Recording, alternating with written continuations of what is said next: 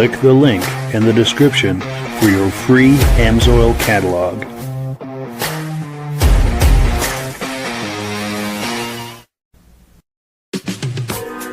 Before we get started, I'd like to give a quick shout out to some of our friends. The Eastern Snowmobile Racing Hall of Fame. Search for them on Facebook. Central Minnesota Pond Racing, some of the best vintage snowmobile racing in the Midwest. Crane's Snowmobile Museum, 172 Main Street in Lancaster, New Hampshire. The Vintage Snowmobile Club of America Quarterly Magazine. The New Hampshire Snowmobile Museum at Bear Brook State Park in Allenstown, New Hampshire. The Benadim YouTube channel, some of the best vintage snowmobile videos on YouTube. Ben's Vintage Mini Bike Podcast, the second Sunday of every month at 8 p.m. Eastern Time. The Muscle Car Show and Tell Podcast, every Wednesday at 9 p.m. Eastern Time. Second Chance Upholstery and Automotive, custom snowmobile and automotive upholstery in Derby, Vermont. I am your independent AMSOIL dealer. Click the link in the description for your free AMSOIL catalog. Lastly, if you decide to advertise with the Vintage Snowmobile Podcast, this could be part of your advertising message.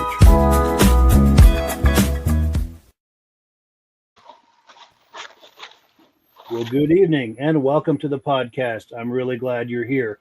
Now, I have a robust lineup of vintage snowmobile entertainment on tap for you tonight. But before we get into all of that, I want to make sure that everything is working properly.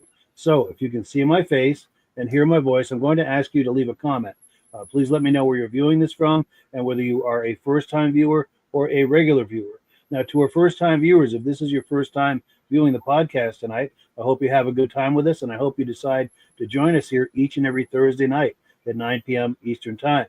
Now, this podcast simulcasts to 8 different places across Facebook and YouTube. So wherever you're viewing this right now, just circle back in 1 week's time, and we'll be waiting for you with another fun-filled episode.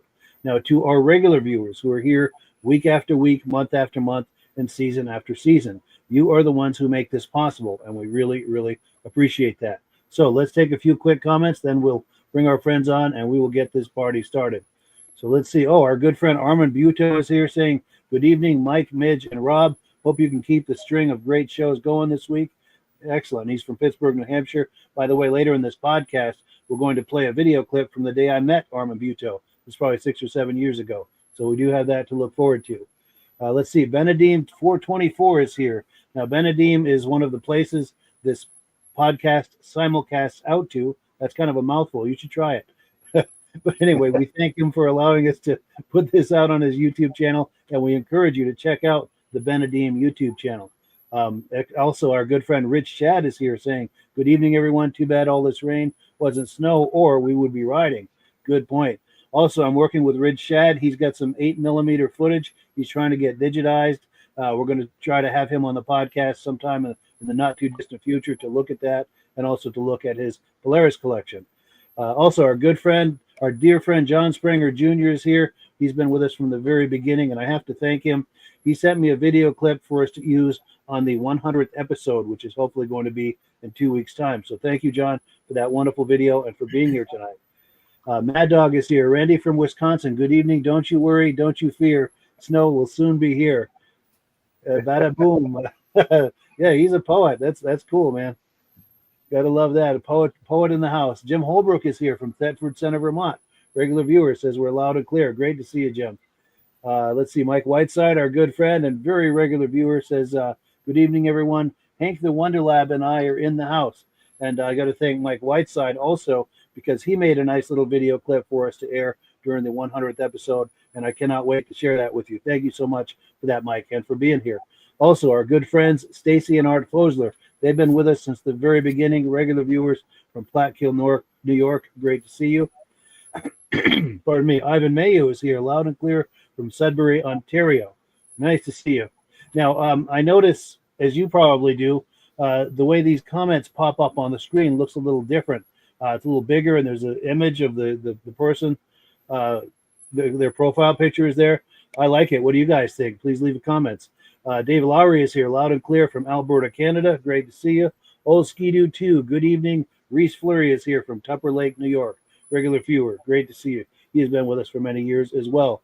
Also, Eric from the Benedim YouTube channel says loud and clear from Camden, New York. Jeffrey Coates says hello from Saskatchewan, Canada. Great to see you. Rich Shad, loud and clear on the North Shore of Oneida Lake, New York. Regular viewer. Outstanding. J.A. Johnson says good evening. And Andrew Strakos is here from Granville, New York. Nice to see you.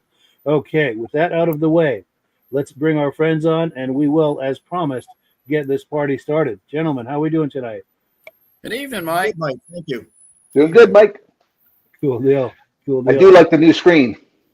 Yes, isn't that nice? Yes. Yeah, and I have to say, I'm not behind that. This interface that I use, it's just an upgrade they did. So yeah, very pleased to see that. So let's get things started. Our guest tonight, our special guest, is good friend, and he's been on here many times over the years, and he and I have known each other for many snowmobile shows over the years. He's one of the top promoters in the East. He promotes all sort of vintage snowmobile events and things like this, and he's also part of the New Hampshire Snowmobile Museum, which is what we're going to be talking about tonight. Going to change the look here and put it where we can all get a better look at you. And Bud, yeah, welcome, and please tell us why you're here tonight. Thanks, Mike.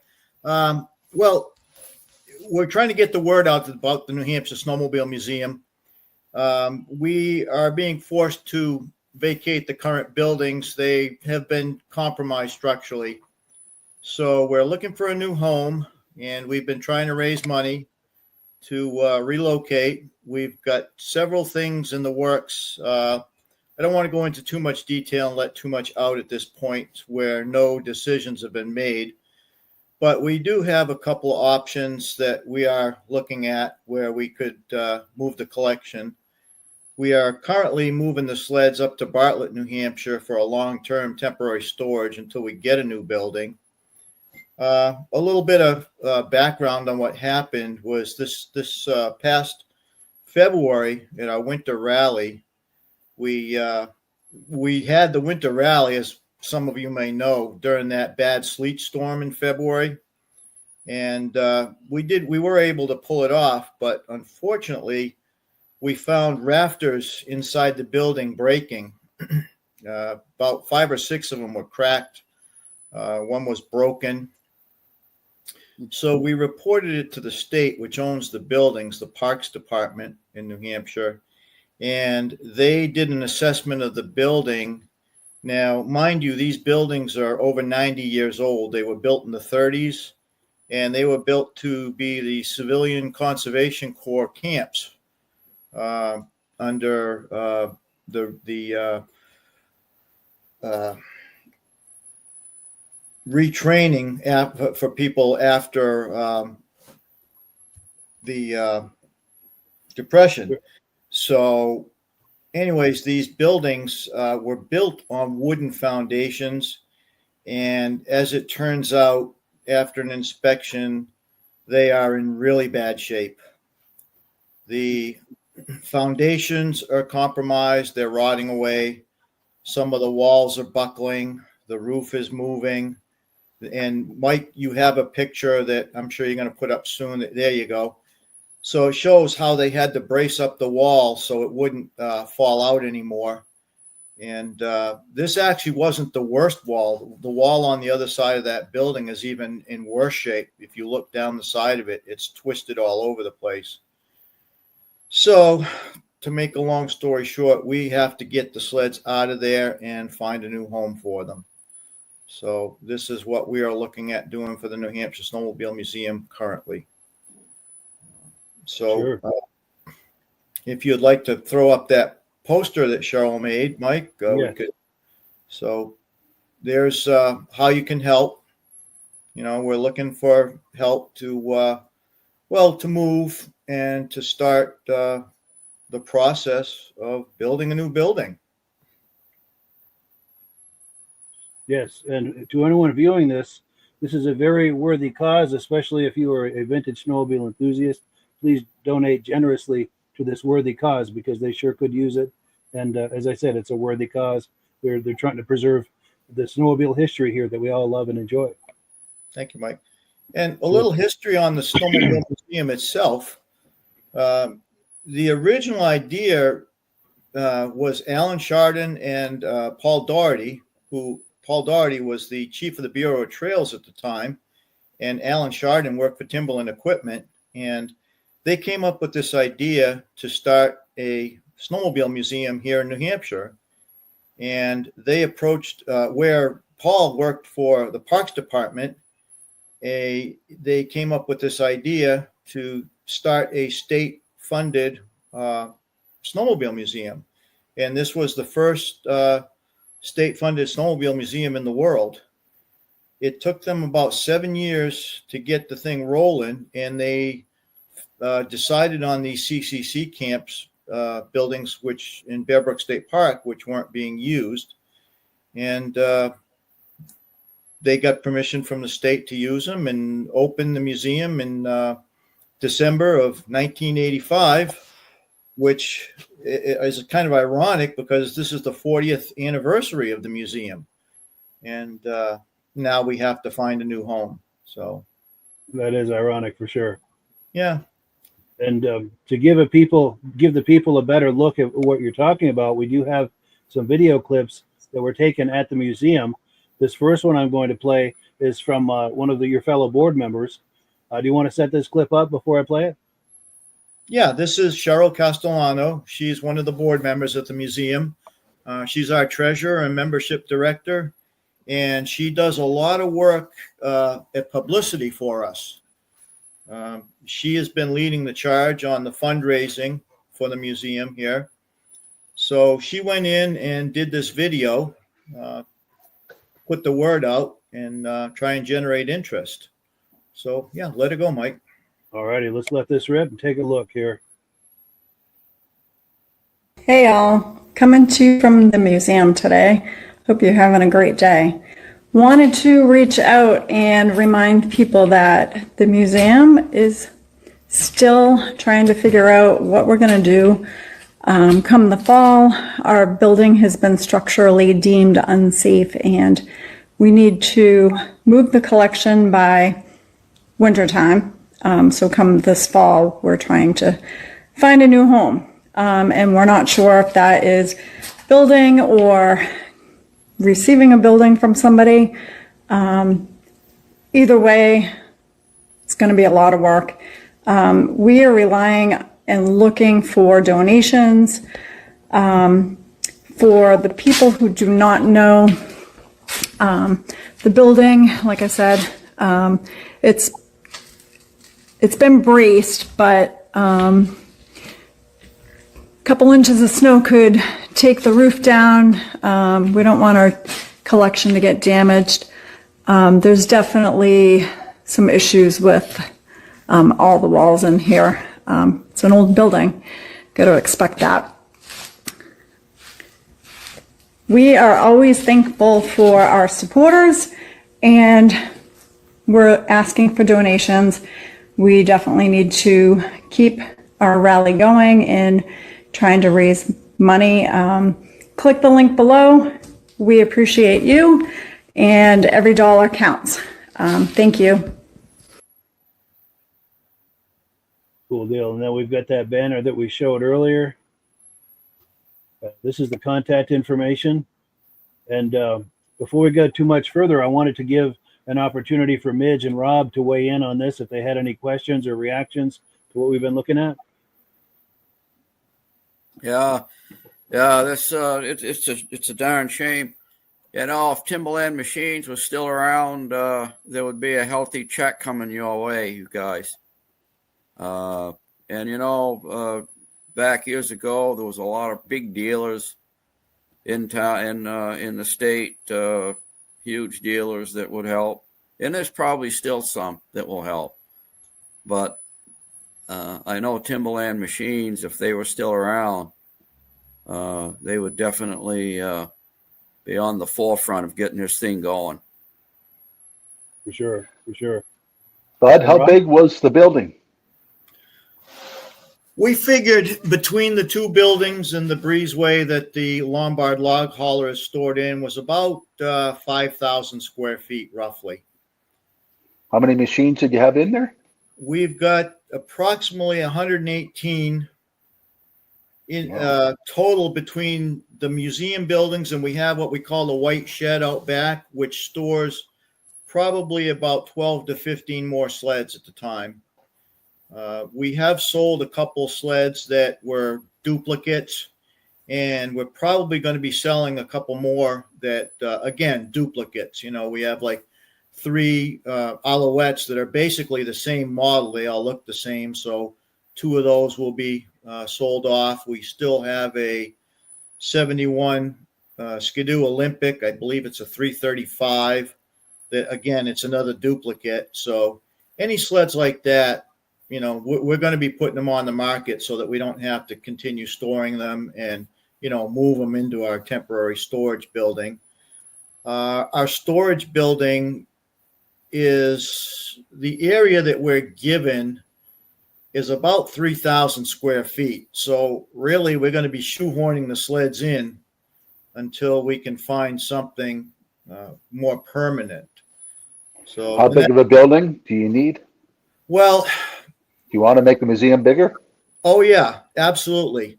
We have been kicking some ideas around. In fact, one of our board members, Alan Ladd, has taken on the role of project manager, and he has been researching steel buildings and different kinds of things we could do. At our meeting the other night, Chris Gamache, who is a former Bureau of Trails chief, is on our board, and he had came up with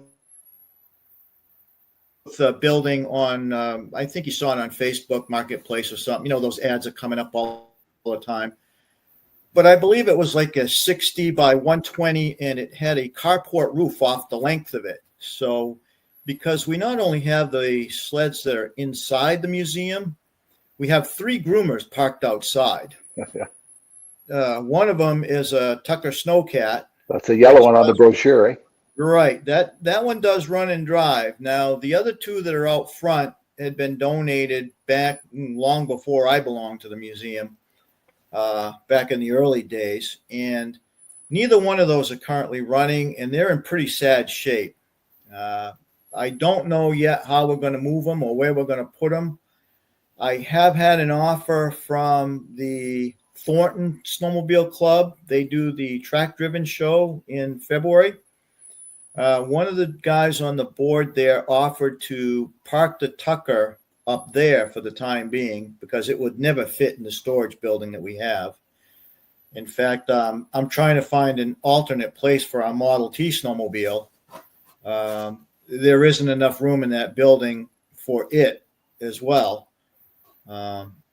So I've been looking at a couple of options where we could park the Model T for the time being. We'd like that in a pretty secure building. We don't want to lose track of that or have anything happen to it. Do you want to bring the Tucker up to my cottage? Sure. You got a low bed that we could haul it on? No, but they look like they'd be a fun machine to play with. Yeah. Yeah. Hey, have you ever gone to the track-driven show in Thornton? No. You should. They do an amazing job. A lot of track-driven machines, Model T snowmobiles, Tuckers. There's one guy that even brings down a Lombard log hauler, and he runs and drives it. And let me tell you, that thing is loud. Loud. Oh, my God, is it loud. Big old Wisconsin 6-cylinder engine on it. Yeah. It's huge. So Yeah, if you ever huge. get a chance, February, look towards the end of February, the track-driven show in Thornton, New Hampshire, worth checking out. Nice. But like I said, they offered to let us store that Tucker over there. It would be outside, which is basically the same as it is right now. Mm-hmm. But, Chris had come up with this idea with the carport on the side. That would be a perfect place to park that. It'd still be outside, but, out of the weather. Yeah, Right. give it some cover. Unfortunately, we had been talking about building a carport before we found these problems with the building. we wanted to get that Tucker out of the weather, and we were going to put up a carport on a concrete pad. In fact, we were just starting to look to raise money to do that when this hit us. So obviously we scrapped that idea. But Sure. there are a lot of sleds in there that we need to take care of and get, stored somewhere and protect them. Yes. So, Now, while we've been doing this, we've had some comments come in. Let's take a look at those real quick. And we've got plenty more video clips to look at, video clips from the museum, as well as some other things. But let's see, our good friend Ben from the Vintage Mini Bike Lovers Facebook page is here. He and I and Rob collaborate on a vintage mini bike podcast. So if you like those vintage mini bikes from the 60s and 70s, be sure and check that out. It's the second Sunday of every month. Right, we're reviewing this at 8 p.m. Eastern Time. We've had Bud has been a guest on there because he's a mini bike enthusiast as well. So, yeah, that's cool. It's funny how things come full circle like that.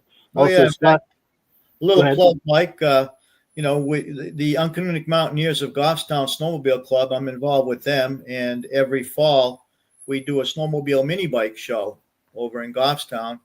And we just had the show last weekend. And we did a little different this year. We didn't do all the awards that we usually do. We kept it simple and basic. We just did a display, snowmobiles, mini bikes. We had the swap meet, and of course the club cooked the food and had our famous steak and cheese subs.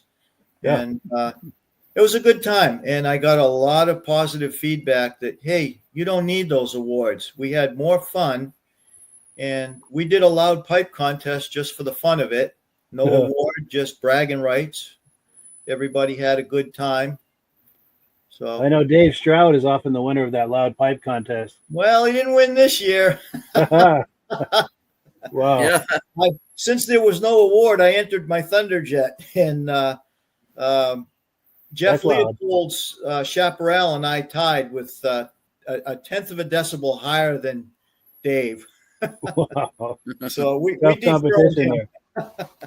That's wild. Cutthroat competition there. Oh, yeah. I love the loud pipe contest. I enter it every time I get a chance. But like I said, where I run the show, I don't feel it's right to compete with my stuff. Sure. So, Totally understand. Now, Scott Hahn is here from Thompson, Iowa. Great to see you, Scott. Also, Richard Heller is here from Bethel, Vermont. Nice to see you, Richard. Steve Woodward is here saying hello from Two Stack HR Carb. Nice to see you. Our good friend Josh Levicker is here. Good friend of, I think, all of us here. Says good evening from Turin, New York. He's a big promoter of vintage snowmobile shows out that way as well. Our good friend Brian Van Haverbeek, who's been on this podcast many times, big kitty cat collector. He says good evening, and we're working on bringing him on sometime a little later in the season. He's got some new things to show us.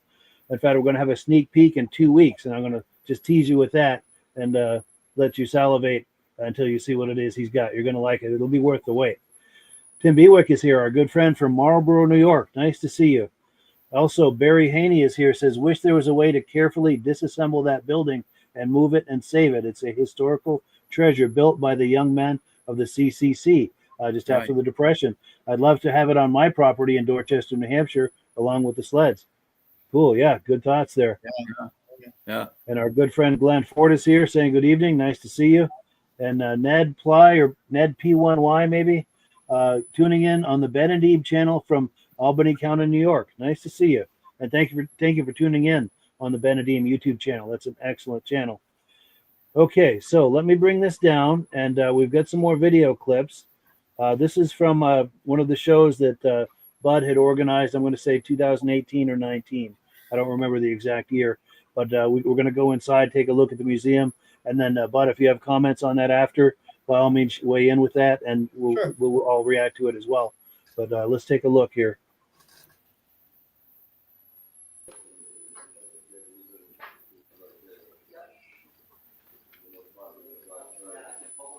In fact, there's no audio with this, so if you want to comment on any of this, Bud, feel free.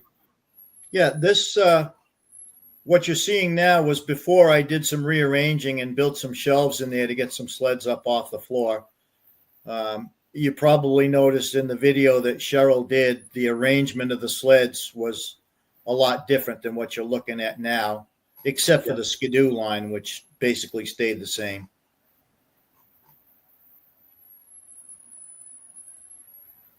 That red one that you're looking at there, that is a snow gear built in Torino, Italy. That was removed from a crate and put into the museum. Let me go back to that. I was wondering about that.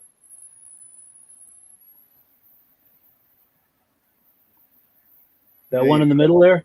That one right there, yeah. Wow. Yeah, snow gear Is that from Italy. one of a kind in Canada? I mean, U.S.? I don't know if it's a one of a kind, but it's very rare. Looks In like fact, one if of you the look old close- Mercuries painted red. Yeah. It you look close, it still has the plastic on the seat. Wow. Yeah. Yeah. And then what is this white one to the left of it? That is a Tundra. I believe those were built in Canada. Yeah. Yeah. And that orange one is an AMF, I think, isn't it? That's an Yeah. AMF. Those are two AMFs that you see right there to the right of the screen. Yes. Okay. Yeah. Nice, nice. We'll keep this going here for the line of Ski-Doos. The wheel kit on that Olympic there. That's a trailer kit, isn't it? Yeah, that's a trailer. Oh, really? Yeah. Like Yeah. a dolly almost? A tow dolly Yeah, or something? that's a Bombardier trailer built in probably 63 or 64. Yeah. Interesting. Built specifically to haul those old bubble nose Skidoos. Yeah.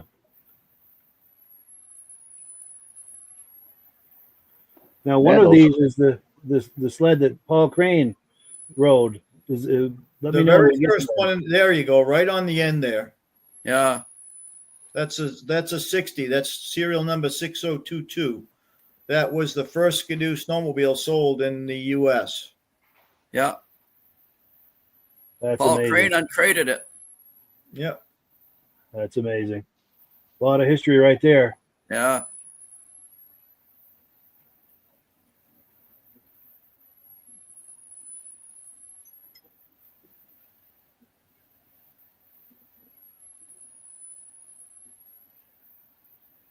And that's that log one, Big right? Lombard. Yep, that's that Lombard log hauler. Yep. Yes, that's a beast.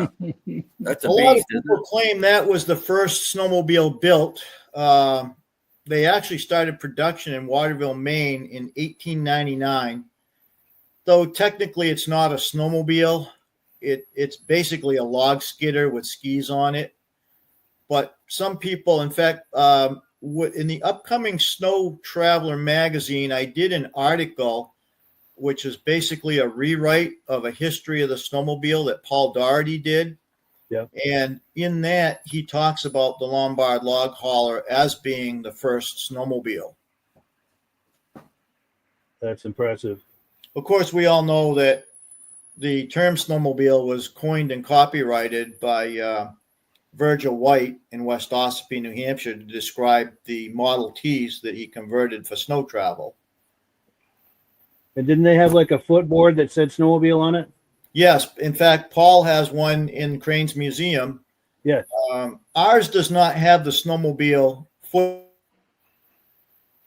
footstep on it in the New Hampshire Snowmobile Museum. Now, I don't know if it was taken off and lost during restoration, or if when it was being used at Cranmore, they took it off. Somewhere along the way, those were lost. Sure. You can see the memorabilia that we've had, and we've got there the oil cans, the old snowmobiles, Skiroo pendant.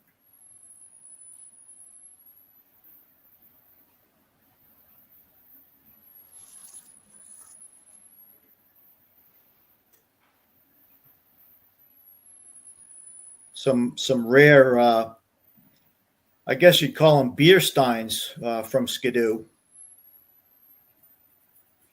Yes. Of course, the old purple power lube. Oh, yes. Oil. Want some spray paint, Bombardier spray paint, Polaris spray paint? Touch up paints. Yeah.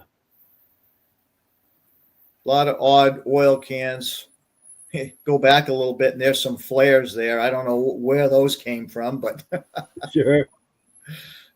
Now, I want to go back to this log hauler for a minute, the Lombard long hauler, sure. because when I was over there at one of your shows, like I was saying, 2018 or 19, probably the day I filmed this, my girlfriend was with me, and you and I, the three of us were standing there, and I was joking to her. She didn't know it was a joke yet, but I don't know if you remember this, Bud, but I told her that you just sold that to me, and it was going to be delivered to her house later that week. Do you remember that, Bud? Yeah. She gave me a look that was priceless. But, I don't know how we get it out of there. That was put in there. First thing they did was build the concrete slab, and they hoisted that thing in there with a crane because it doesn't run, and then they built the connection to the two buildings around it. So that's not going anywhere too soon. No. So that still doesn't run? No, it still doesn't run. It doesn't have any carburetors on it. Now that machine was actually built out of 3 different Lombards that were rescued out of Eagle Lake in Maine.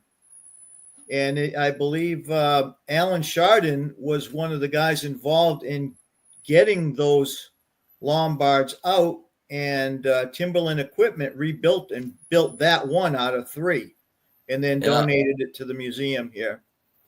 Wow. Yeah. My grandfather used to work on them. Yeah. But unfortunately, He stayed- that one, he I stayed in the don't know woods what all happened. winter. They never found the carburetors for it, apparently. Looks like it's a crank start Yep. Oh, yes. and in the front there. gas powered headlights. Yep. That one's a 1918. Wow. Yeah. That's one of the early gas engines, because prior to that, they were running steam engines. Steam engine. Yeah. Yeah. Yeah. And then later in the 20s, before they stopped building them, they had actually converted some to diesel. That's correct. Yeah. There's Yeah, a on few the later diesel one. models kicking around. I haven't seen one, but I know there are a few. So what is the plan to get that out for There storage? isn't one at this point. Take the roof off, bring back the crane? Well, that is one of the machines that's owned by the Parks Department. And at this point, any machines that are owned by the Parks Department are going to be stored in that room right there until they decide what they're doing, or we have a new building to move them to. Right. So that one is a big question mark at this point, Sure. because obviously it's going to take some work. Now, at some point, the buildings, they're building 3 and 5 of the CCC camps. Those buildings will be raised. And the talk when we met with the state about what's going on was they may try to save that center and cap the ends. But I don't know where that's gone. That's up to the DNCR and the Parks Department, what they're going to do with that stuff. But hopefully it will wind up wherever the museum does. It will wind up in our building. Yeah. We may need an addition just for that. Yeah. No You gotta doubt. go a long ways down that road, the skidoos, before you see any wooden skis. There's, I think, 3 of them in the line that have wooden Is there? skis. The nice thing about that line is, and I've heard a lot of comments, geez, you got a lot of skidoos in that line. Why do you got so many? Well, that shows the progression from 1960 through 71 with that Nordic that's in the middle. Well, the Nordic isn't in that picture. It wasn't in the museum at that point. But it shows how they went from the wooden ski with the coil spring to the wooden ski with the leaf spring, and then to the steel skis with the leaf springs. And then how the design went from tin cab to fiberglass, the fiberglass first one with that V on the front, and then into the bubble nose era. And So the when you pop-up look, headlights.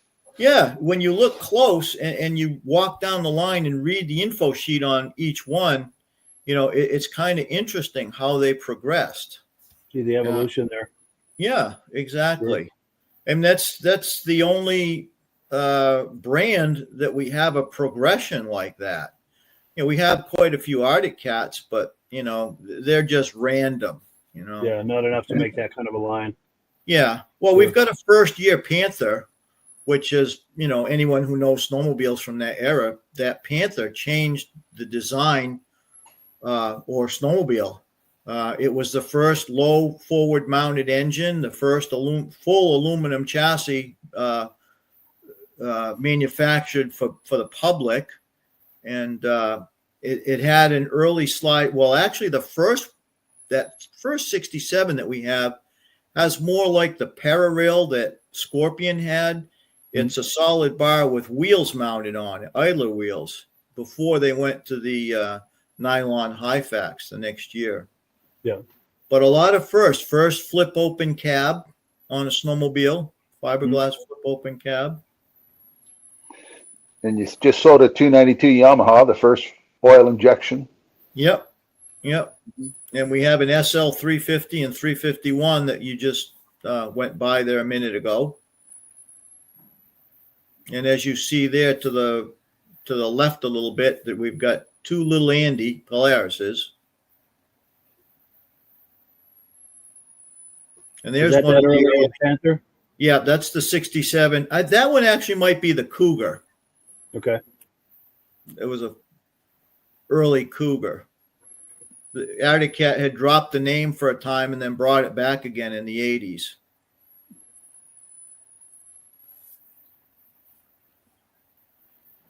There's a 63 Moto Ski Cadet. That must be one of the first years, I would think. Yes. First year of full production. They actually, forget the gentleman's name, started working on moto skis in the late 50s. And there were a couple experimental models along the way. And 63, it was first production models came out. That one was donated by Bickford Sports Center over in Epsom. Yeah, thank you. Yeah. And I'm just rolling because I've got a lot of footage of inside the museum. Yeah. And in case people are just joining us, what we're doing here is trying to raise money and awareness for the New Hampshire Snowmobile Museum in Allenstown, New Hampshire. They're in a situation where the building is no longer has structural integrity. They've got to move everything out of there and find a new location. So what we're doing here tonight is trying to raise money and awareness for that situation. And please donate generously to this worthy cause. If you love snowmobiles and snowmobile history, this is a huge piece of history in this museum right here.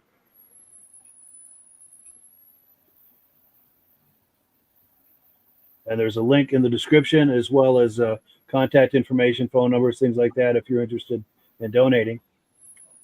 And is there anything that we've just seen here, Bud, that you wanted to comment on? If you look closely, you can see what I was talking about a minute ago, the progression of the skis and how they go from wood to steel, and how some of the early ones used the coil springs and then they went to the leaf spring. You see the leaf spring on a couple of those right there. Yeah. The early ones.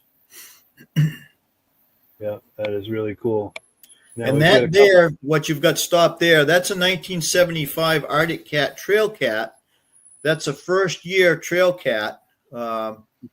That one was built more as a conventional style snowmobile. It was built as a smaller unit, lightweight, and it actually has a plastic track on it that's built in sections. Wow, yeah. Yeah, I've never heard of that before. There were only a couple hundred of them built. I think the number's around 240 or 250. Wow, limited production. Yeah. Wow. They didn't catch on. Sure. I believe that's a 4-stroke engine in that one too. Well, we get some nice comments coming in. Mike Whiteside saying incredible collection, and Ivan Mayu likes that 68 Yamaha, and Mike Whiteside likes the Bombardiers. Patrick Goodrow, also a Bombardier guy, says can't believe the state or NHSA won't put a roof on it. Well, to that comment, we've heard that comment a lot. It goes a lot deeper than the roof. It is structurally compromised from the ground up. I mean, They literally would have to be rebuilt. Up in Canton, Vermont.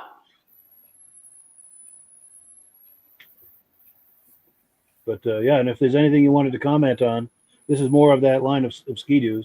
Yep. And that first one is the one Paul Crane imported, correct? You notice how bright the yellow is on that first machine, that original Skidoo. That's the original Bombardier yellow. Yeah. Right from the factory. And you'll notice how much brighter yellow that is compared to the rest of them.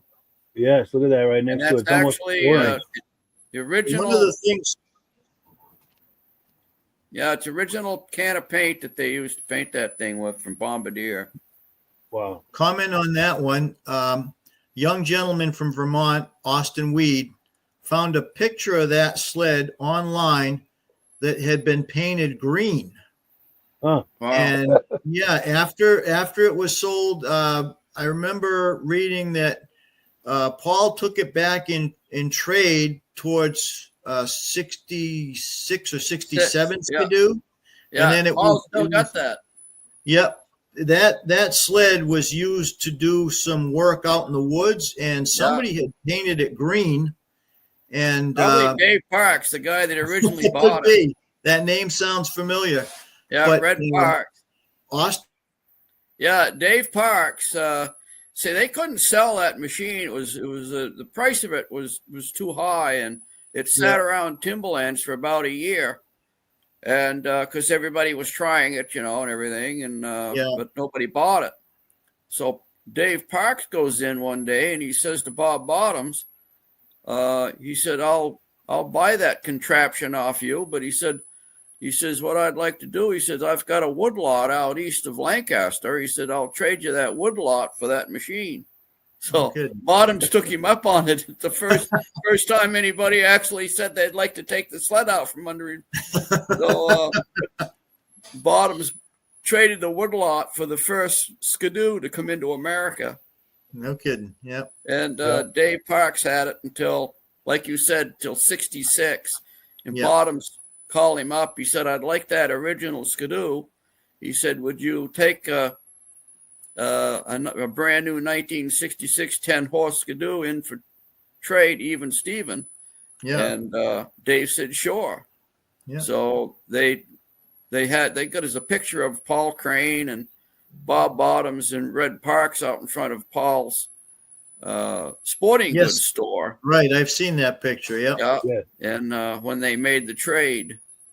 So it's And I knew Red Parks for years. He used to come into my Dick's golf station and hang out. So that sled was restored by Alan Chardon.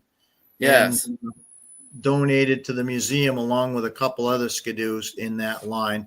I can't tell you specifically which ones without looking at the info sheets, but I believe that's a 61 sitting right next to it was one of the ones that he donated. Yeah. And down the progression there was about 5 of those Skidoos that were donated by a gentleman out in New York, which kind of completed a good part of that line.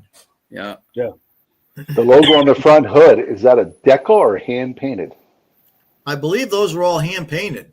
Wow. In fact, if you look close, I don't think you really see it on that 61. They were originally called the Ski Dog. Yeah.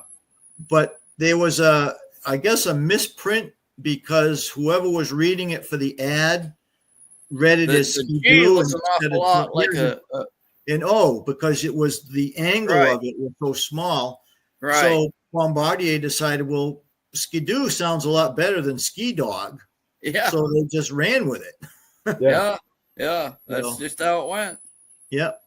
Yeah. We've got someone here saying this is some great Ski-Doo history right here. And it truly is, because it took a few years for people to realize the historic significance of this being the first Ski-Doo to come into America. Right. They traded for a woodlot, then all of a sudden it's like, wait a minute, we need to get that back. That's a historic sled right there. Yeah. Yes, yeah. it is.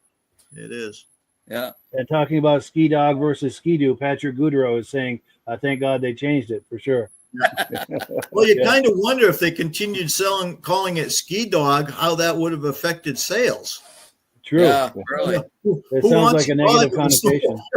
Yeah, it did sound Bombardier, the reason he called it a Ski Dog was he built it to replace the dog sled. Yep.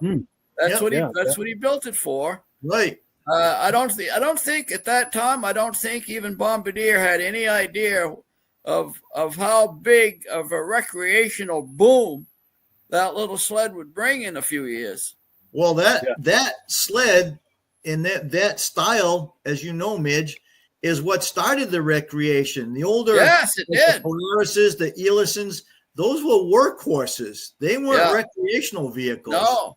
No. This was the These first little one sleds, you could throw them around. Lightweight, easy to maneuver. When they got stuck, you could get it out. Where one of those big Polaris Mountaineers got stuck, they didn't have a winch on the back of them for nothing. No, that's true. Yeah, true. Yeah. No, one good rugged guy could load one of those early Skidoos in the back of a pickup all by himself. They really started something big right there, and it did. Once you get into the 70s, it exploded. It's the 60s, the late 60s. My God, everybody and their brother was jumping on the bandwagon. If you owned any kind of summer recreational vehicle, you had to have something for winter. So, hey, let's get in the snowmobile game. Yeah, in the late 60s, they're looking like this. These bubble noses. God, that was a huge movement right there. Yeah. And absolutely. have you ever read the books by Pierre Pellerin? The history. I've got all 3 volumes. Yeah, I do too. Yeah. And it's not something you sit down and read. It's one of those things you kind of study. Yeah, that's right. According to him, over the life up until he wrote that book, there were over 400 makes. Wow. Of snowmobile. Just imagine. Crazy. Yeah. Crazy. What a time that was. Yeah. And if you look in the beginning of volume 1, some of the early drawings, one of the history series that I did for the Snow Traveler magazine, unfortunately I couldn't get permission to use the pictures, but it told about how it started and some of the processes that people used for snow traveling vehicles. And the earliest drawing, according to that book, was like from 1824. That depicted a track-driven machine with skis on the front. Yeah. Never went into any kind of production that anybody knows of, but it's just amazing when you sit down and read that history, how far back it goes and the different experimenting that people did to try and travel over snow. There were so many different, like you say, designs, and everybody, thought they had the better mousetrap. Yeah. But it all boiled down to every snowmobile made today is on the Bombardier design. Yep, they're all based on in that. front of the driver. Yep. Driver sits on a seat over the track. His feet are on running boards. He steers 2 skis with handlebars. And Bombardier was the first one to use a continuous rubber track. Yeah. Other than that, they were using conveyor belts. Right. Which were wooden cleats. Yep. Running over a metal rail. Yeah. Exactly. Yeah. And the rail on the early Polarises, it was a hardwood slat that the cleats ran on. Yeah.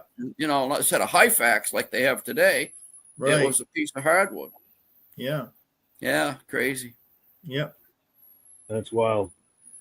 I'll tell you where we're at. We've got about 10 minutes left, and this is all the footage I've got as far as the museum itself. I have a couple of clips from shows that Bud has done, because as I said earlier, Bud is one of the top promoters in the East as far as vintage snowmobile shows, events, things like this. I've got this on the screen here because we are raising money for the New Hampshire Snowmobile Museum. They do have to move to a different location because there's some issues with their current building. We encourage people to please donate generously to this worthy cause, because you're donating to the history of snowmobiles and all of these stories that you just heard. That's where these come from. That's where a lot of that history is preserved. So please donate generously to this worthy cause. The contact information is on your screen as well as in the description of this video. What I've got next is, this is from a show at the museum about that same time, 2018 or so. This is the day I met Armand Buteau. He had a trailer full of ruts. So let's meet Armand Buteau, because I know he's watching tonight. Buteau, and I'm from Pittsburgh, New Hampshire. and I've been around Rupp since 1972 when I was racing them for a dealer. And since then, I've had a snowmobile touring business and a rental fleet, and I probably owned about 1,000 sleds. Wow. And over that period of time, I've had a lot of show sleds. And these three here are all very unique. The one on the left is the 73 Rupp Nitro pre-production prototype that has 0.4 of a mile on it. 0.4 of a mile. Yeah, it's very unique. And has 22 one-off parts on it that didn't make production. Wow. Like aluminum rear idlers and a unique exhaust system, different skid. It's just a raft of different features on it that they were playing with and found unprofitable to do on the production run. But that I've had for about 10 years. And the one in the back I just recently picked up in Hiawatha Township, Michigan, from a gentleman by the name of Joe Francis, who built it, and that was his vintage rider, and it's a 73 Rupp Nitro 440 that he actually has stretched to accommodate a 91 Polaris RXL SKS 136. Wow. Long track on there. Oh, long track. Yeah. So it's really unique, has a beautiful look to it. And I drove all the way out to get it. And it's something I bought as a vintage rider for myself. Okay, this one here is a 72 Rupp Nitro that has been customized by Bill Stull in Polonia, Wisconsin. He's a friend of mine. And the bulkhead's been widened out about 6 inches, has custom lowers. It has a 73 440 Tohatsu with CDI ignition, and that's mated with a 72 Ramshorn exhaust, which really snaps it up. Yeah. Has a liquid Rupp rear skid and track. It's just a beautiful custom. Now these two, the pre-production Nitro and the custom 72, were one of 5 Rupps I showed at the Nationals in Lancaster, New Hampshire in 16. And they both trophied at that level. Both of them got seconds, which to me was Yeah, at a national show. really nice. That's impressive. And so I had 5 sleds there, and 3 of them trophied. Yeah. And just these 2 just happened to be here. But this show I've probably been at for, I don't know, 15 or 20 years now. And it's always like coming home, you know, because I live in Pittsburgh, New Hampshire, which is close to the edge of the world. Yeah. Top of the world anyway. Absolutely. So they're a lot of fun. Rupp is kind of a unique product. And one of the unique things I have that several people have been trying to talk me out of late is a Simpson fire suit that was owned by Mick Rupp. Oh, really? And it's got his logo on it, and it's something that I have documentation that he has worn when he flew a P-38, which he still does. He's still alive. And so it's kind of a neat affiliation with the brand. It's kind of genetic defect, I guess. Yeah. So. Yeah, there you go. Armin Buto, good friend, I think, of most of us here. And great guy. Yeah, yes, one of the best. for sure. And he's been on the podcast a couple of times. I met Armin at the 2016 national show. That's when I first met Armin. Nice, yeah. And first thing he said, I like your stories in the paper, Mitch. Yeah. Nice. Yeah, nice guy for sure. Yeah. Yes. Rob, reactions to this? I like Rupps. They're unique.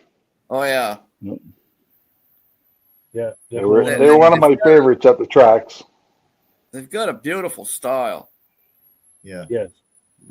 Timeless. Yes. Absolutely. Yeah.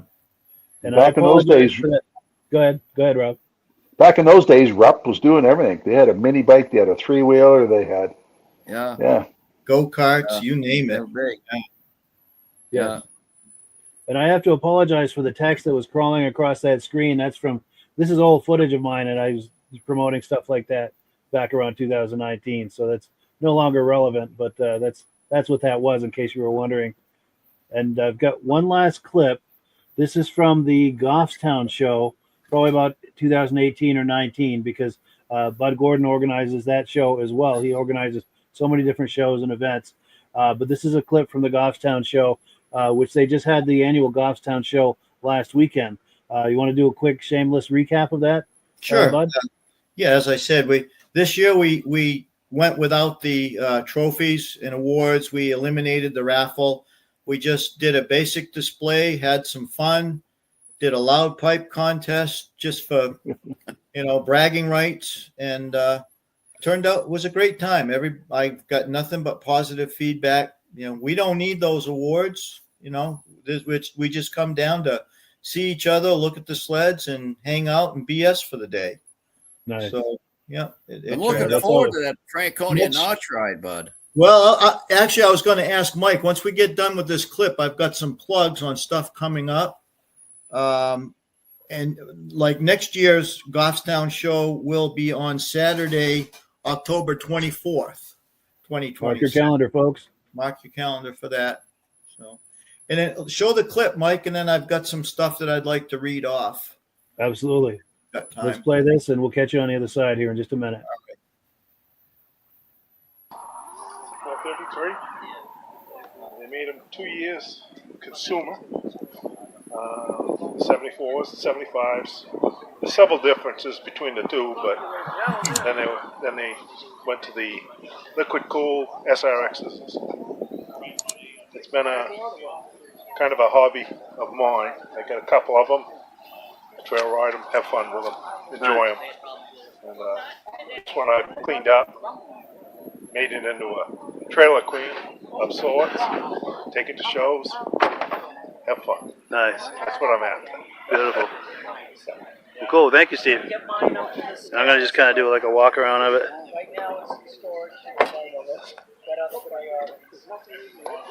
There we go. I'll come around this side.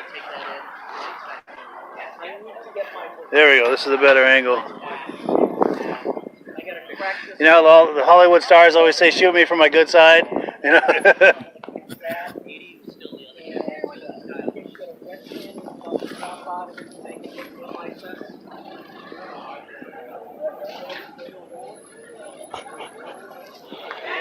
Yeah, go ahead.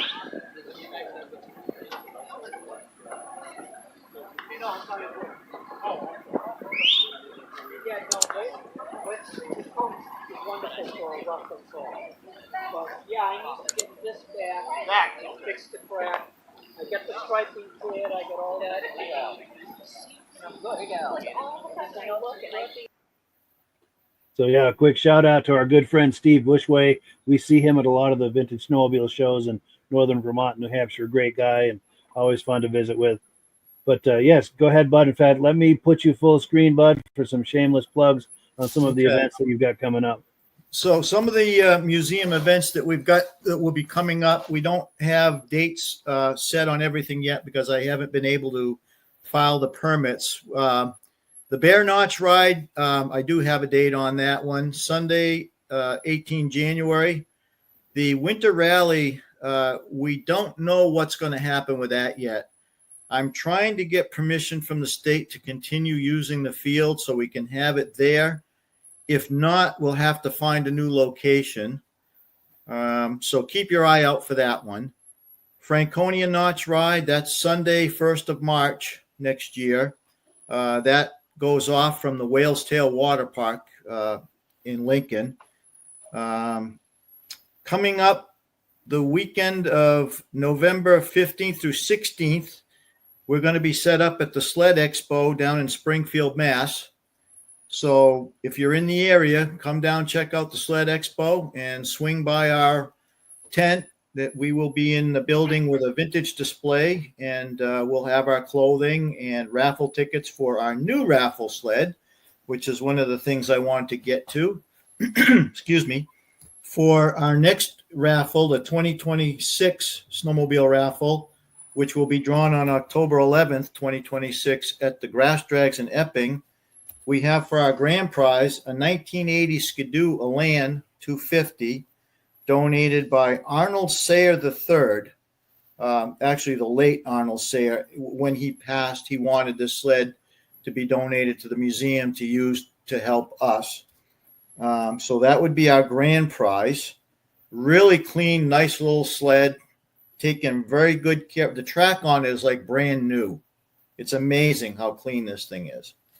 Second prize this year, we're doing some things a little different. We've got a cordless screw gun kit being donated by Lowe's Home Improvement. And for our third prize, we've got a battery-powered fuel can. One of our board members, Cheryl Castellano, bought one of these at HK Power Sports. It's really cool. Instead of having to lift the can and dump it, you can just set it down on the ground, and it's a little battery-operated motor on it that will pump the fuel right out of the can into your sled. You don't even have to pick it up. And that can is being donated by HK Power Sports in Hooksett, New Hampshire. So that's what we've got coming up for the museum. And hopefully our spring and fall swaps next year will be the same at the field in the museum. If not, we'll just have to look for alternative locations for them. Sure. But and for anyone who wants to keep up with all this, I'll give you a chance to finish your thought, but this is how you find everything he's talking about, the New Hampshire Snowmobile Museum.com website. Yep. And go ahead, Bud, finish your thought. Sorry. Or look for us on Facebook, our Facebook page, New Hampshire Snowmobile Museum.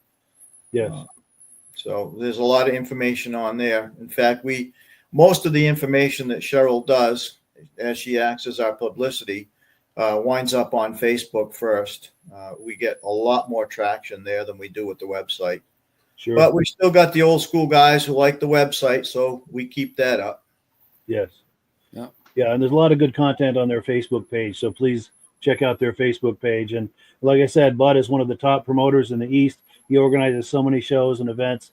Very busy guy in the vintage snowmobile hobby, and we thank him for all of those efforts. He's also a board member for the New Hampshire Snowmobile Museum, and I'm going to pop this one more time. That's why we're here tonight.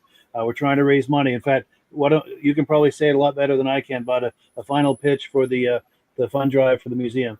Why are we doing it, and what else would you like to add?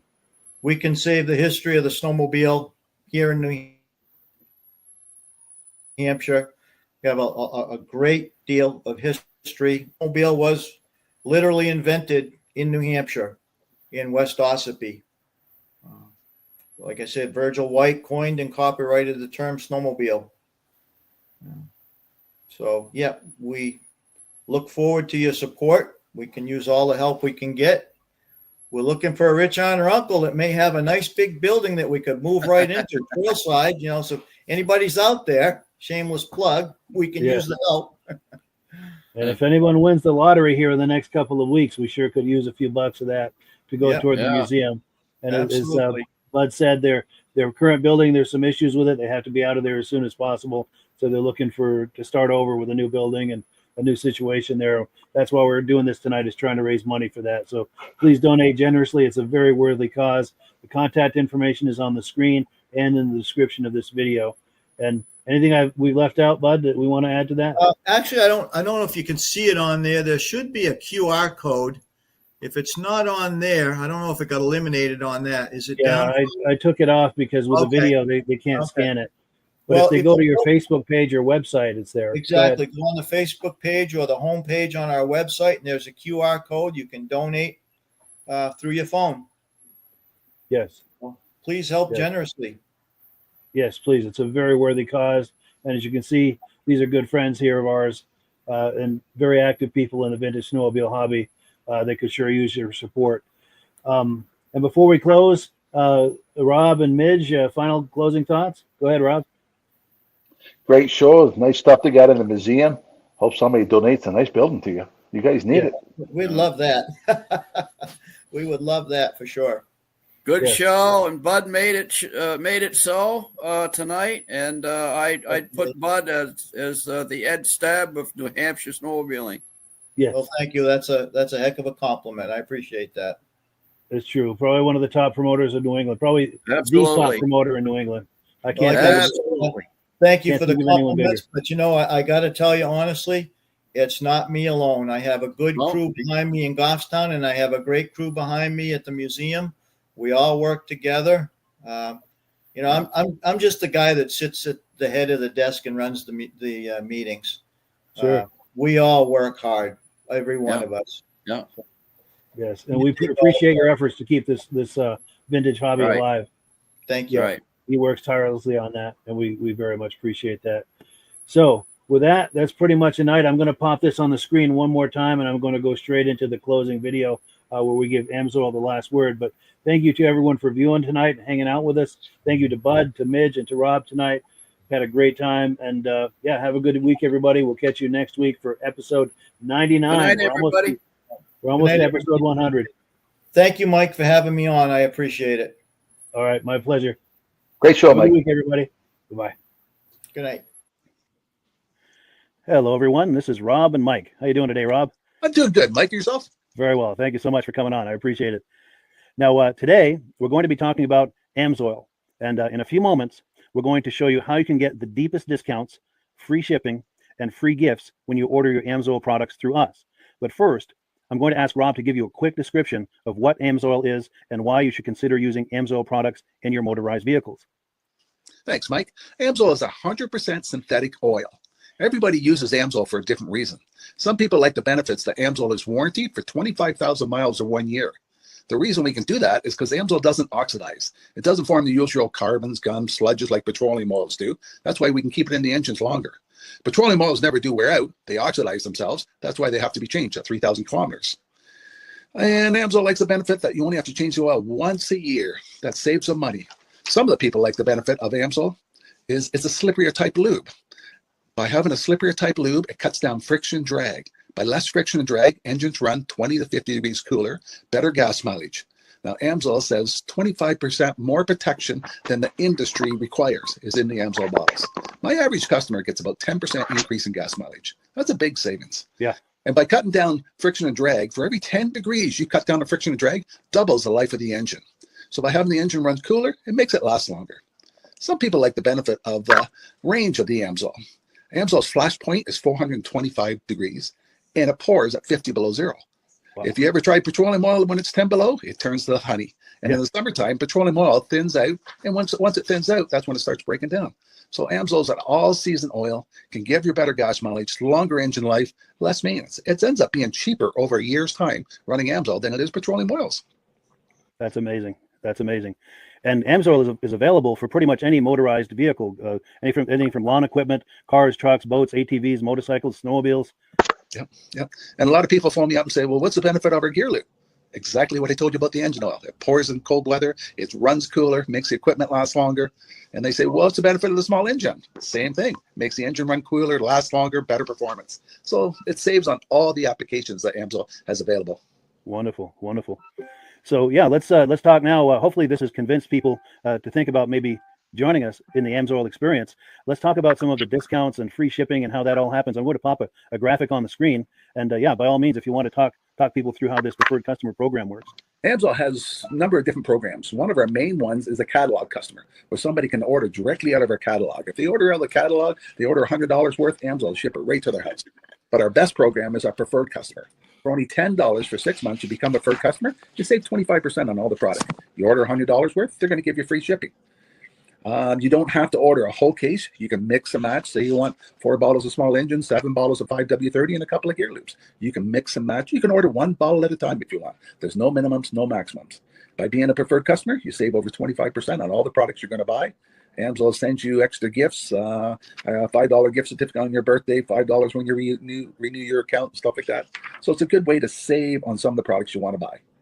For sure. Yeah, it's an incredible value. And this is the deepest level of discount that anyone can get when ordering Amsoil. Is that correct? It is. It is. Wonderful, wonderful. So let's take people through the step-by-step experience of placing an AMSOIL order. Then that would include signing up for the preferred customer preferred customer program, so they can receive those deepest levels of discount. So let's go to the website. This is what the website's going to look like. These are some screenshots.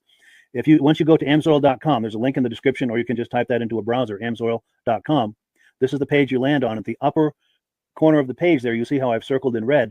That is the link to click, the Join Now link. That will take you to the Preferred Customer Program page, where you can take advantage of all of these discounts and free shipping and everything that we've just been talking about. This is what that page looks like. In the lower right, you're going to click Join Now. This will pop up. You select the duration you'd like, whether it's 6 months or 12 months, and click Add to Cart. Now, once this pop-up goes away, you'll be back on the main page. And the upper left, you'll see where I've got that red arrow. It says Shop. Now you can start shopping for products, and on your very first order, you're going to get these discounts and the free shipping as long as it's over $100. You'll get all of these benefits right away. So once you click Shop, it's going to take you to the product page. There's different types of oils, lubricants, so on and so forth. For the benefit of this exercise we're doing now, I'm just going to click motor oil. It shows different types of motor oil. Let's click gasoline. Now this takes us to an item. It's their synthetic motor oil. And you can see the item there, and there's choices for different viscosities. But take a look at the price. Let's take a closer look. Let's zoom in. But if you've joined the preferred customer program first, you're going to automatically get the deepest levels of discount. That's what we're looking at here. You're saving $3.80 on that quart of oil. Instead of paying $16.29, you're now paying $12.49 for that quart of oil. That is the deepest level of discount you can possibly get. And then you just add the quantity that you'd like. You select any other items that you're thinking about, add them to the cart. And once you click Add to Cart for the final time, you're going to see this come up at the top of the screen. It's going to show your items and your the total that you're at so far. Pardon me. And then you just click View Cart in the upper right, and that'll take you to your cart. Take a close look here at the upper right. That blue box shows that you're getting free shipping. You're eligible for free shipping on this order because it's over $100. That little yellow box shows that you've got the preferred customer membership on your order. That gives you the deepest levels of discounts for the next 6 to 12 months. And then below that, you've got the items that have been selected. For the exercise here, I selected 9 quarts of the signature series, but that brings us up over $100 for the free shipping. We're saving $34.20. And if you're ready to finish, you click Checkout Now, and that takes you to this screen here. If you haven't signed up with an AMSOIL account at this point, just click in the lower right to create an account, create a new account. It's going to ask you for some basic information, name and those types of things. Now let's take a closer look. You'll see this gray shaded box. This is a very important box. This is going to ask you if someone has referred you to AMSOIL. And if so, please enter my name. My name is Mike LaPierre.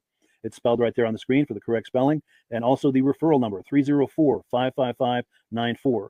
That's how you make sure that Rob and I get credit for this. Now, in the interest of full disclosure, I have signed up for AMSOIL under Rob. So when you order using this referral number, Rob and I both benefit. So if you enjoy these podcasts that we're doing, this is a wonderful way to support the podcast, because when you order using this referral number, Rob and I both benefit. And the commissions I make go directly toward offsetting the cost of doing these podcasts. So I thank you in advance for that, for using my referral number.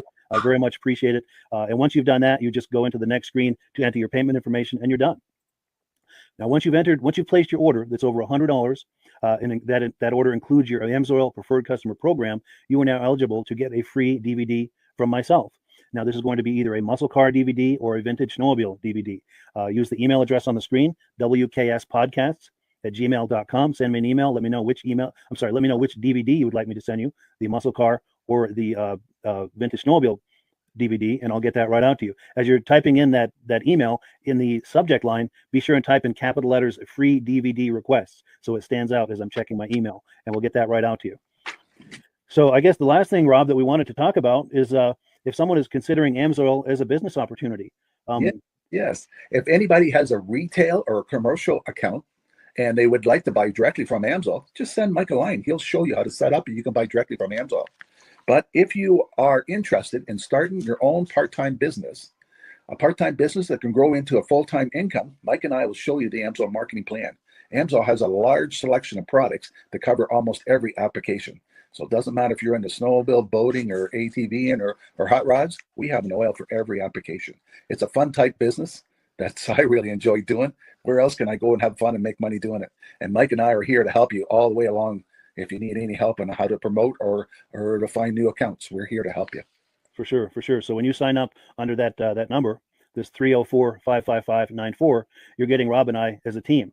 Now, Rob has been doing AMSOIL for 40 years. Can you believe that? 40 years. So he knows every aspect of this business, and he knows all of the ins and outs of the products. So he'll be able to help you with any kind of product questions or any kind of questions to show you the different business models that you can do with AMSOIL. And then the other thing that you get when you sign up under me is I've got a strong background in social media. So if you need some coaching on how to generate AMSOIL leads using Facebook and YouTube, I'm happy to coach you with that when you sign up under Rob and I.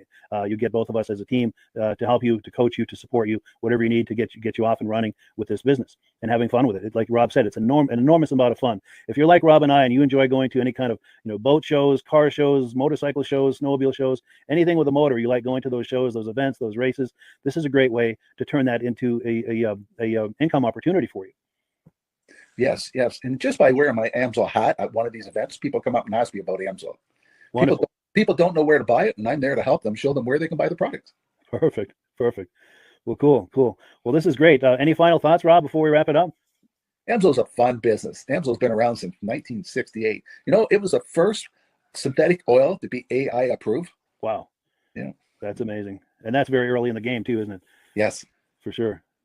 Well, good. Well, thank you so much, everyone, for viewing. Hopefully, we've gotten you excited as we are about the AMSOIL products. We'd love it if you could join us either as someone who uses the AMSOIL products or to join the AMSOIL team as a business opportunity. And we thank you so much for viewing. Have a great day. You have a good day.